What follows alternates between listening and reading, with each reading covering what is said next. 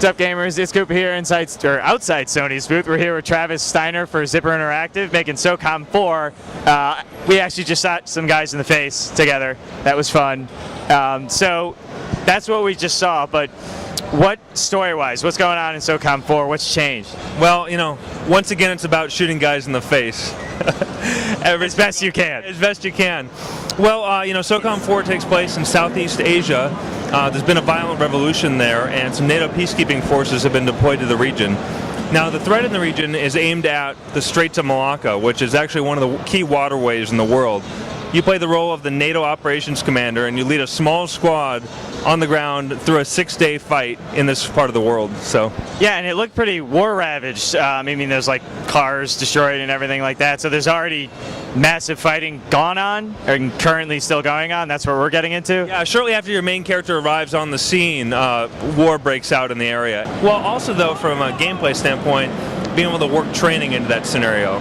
So, a lot of training missions have you going through. Pretty boring, stupid. Yeah, mindless stuff. Well, we really wanted to infuse all of that with this big conflict. So, for an example, in Mission 1, when we teach grenades, we'll have an enemy up in a broken out window of an open big tall building firing an RPG down at some friendly troops, and you have to get a grenade up there to take them out, and when you do, you go screaming out of the window and down glorious fashion. Exactly. So we wanted to really work all those training elements again into this high intensity first mission.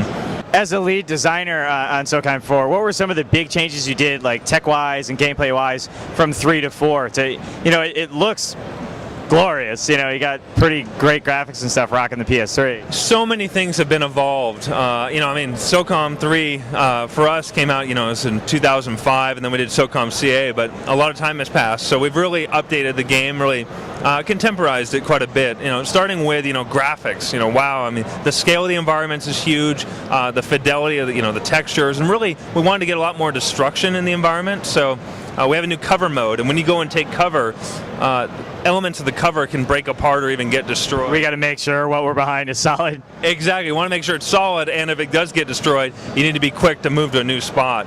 But I think it's that element of destruction, the fact that we have stuff breaking apart. When you throw a grenade, boxes go flying and wood pallets break apart. That really, I think, is one of the key things that makes the combat much more immersive. So we have a really high fidelity cinematics in the game that are all rendered in-engine in real time.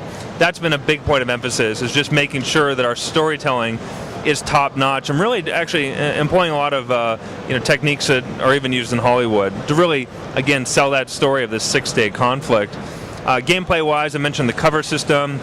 We have health regeneration as part of the single player and take cover and hang back. Exactly, in the standard multiplayer modes. But we also offer a number of classic options as well, because we still have this hardcore, great Socom fan base. So, about how long is the single player campaign going to be? Because that's always been a pretty good portion of the core Socom experience. So we have 14 single player missions. Something I want to mention actually is that for 4 of those missions, you actually play as another main character. We have a female operative, her codename is 45, and she's a covert specialist, recon specialist, and she actually goes in ahead of time at night for some of these missions alone to recon and survey the area. And then you perform supporting objectives that'll then help the full squad when you're playing as the main character, the operations commander, coming in a little more guns blazing to wipe out the main objective. So she offers a bit more of a tactical, stealthy approach, and then you kind of go in and blow crap up. Yeah, I mean, definitely we focused on stealth gameplay for those elements, so you can distract guys, you can take them out with deadly CQB moves, use suppressed weaponry. But stealth is also important in the regular missions as well. I mean, it's always been a big part of Socom. Really want to emphasize teamwork. I think at its core, that's one of the big differentiators for Socom, is the team aspect. So the fact that Socom has AI teammates that you can control is very unique. And if you're leveraging stealth in even the regular missions, it's great because it gives you the opportunity to sneak up and ambush the enemy. You can actually pick out where you want to order your troops to, which enemies you want them to take out, and then you as a player can even reposition yourself and then give a go command, and they'll execute your own tactical play. So when you talk about length of the campaign, I think it really comes down to what difficulty is the player playing on, how careful and methodical are they with their tactics. Obviously, if you're playing on easy mode, it's fairly straightforward. Well, it's a little bit shorter in the sense that people might have a capacity to use their teammates a little bit less. But really, if you're playing the game the way it's meant to be played at the the normal and above difficulty levels and leveraging your teammates, I think you're going to find that not only is the campaign quite long, but there's a number of different ways to come back and try it with different tactical methods. The other core element of Socom series has always been the really hardcore multiplayer mode, and we know this one's going to bring us 32 players online. What do we have for different mode types? Well, like I'd mentioned before, we divide the online play into 3 different queues. So we have standard, classic, and custom. And those are just a variety of different core gameplay settings that we can adjust. Now within that, though, we have 4 game types that people can play. We have suppression. This is the Socom style team deathmatch, if you will. Just neutralize the enemy forces. In addition to that, we have last defense. This is where each team is fighting for 3 control points in the middle of the map, marked as satellite dishes. Once a team can capture all 3 of those, it triangulates the location of the enemy HQ, and it opens up an opportunity for that team to plant an airstrike beacon and destroy the base. Meanwhile, the other team is desperately trying to fall back and hold that position. So that's last defense. We also have bomb squad, where one team will have a guy in a big bomb squad suit, where he's actually he's the bomb technician, and you're trying to defend this guy and get him to key bomb locations to defuse the bombs.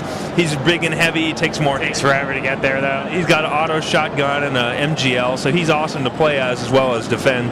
As the other team, you want to try and take that guy out. You're targeting him.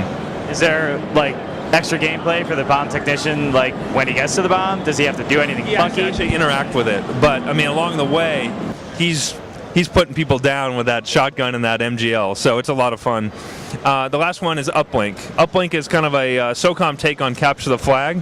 One team is trying to get into the enemy base, download some valuable intel, and then get it back to their own base and upload it. So those are the 4 game types in Socom 4.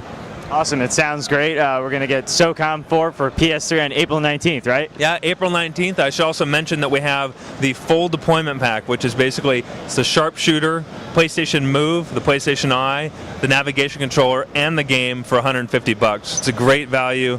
And that's your special edition there? Yeah, it's a special edition, and it's really satisfying to play with that gun controller. Thanks so much. Yeah, can't wait. Fun.